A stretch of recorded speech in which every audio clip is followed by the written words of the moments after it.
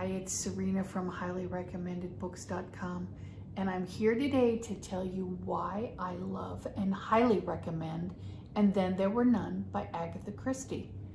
This is the premier locked room, or in this case, locked island book.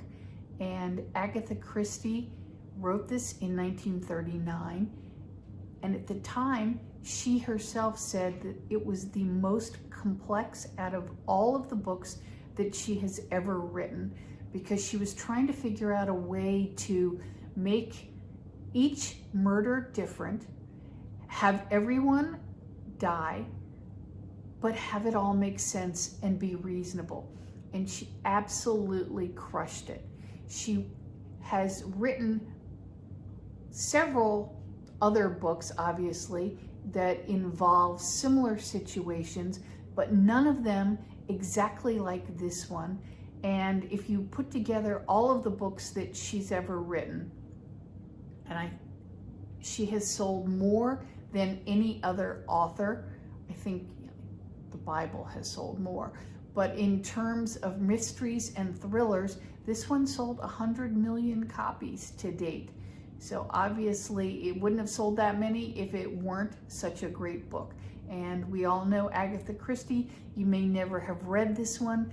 If you didn't, go back and get it and read it or reread it, because it really has withstood the test of time and the test of, is it a great book or not? And it is. But here's what happens in the story. 10 people are invited to an island for a weekend holiday. They arrive at the island, they don't know each other, and they don't exactly know why they are there, other than somebody that they know invited them, but they don't know that person personally or closely. One of them dies the very first night. Now, the name of the island is Soldier Island. There is a British poem that talks about 10 little soldiers. And in the poem, each soldier dies a different kind of sort of gruesome death.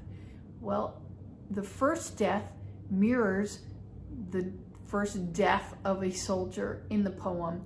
And as the process continues, everyone on the island dies, and each of them dies in a manner that is reminiscent of what happened in the poem. Now, I'm not going to tell you anything more than that, because you really, it is just so clever. You need to read it. She was so masterful at creating this book, and it is a classic for a reason.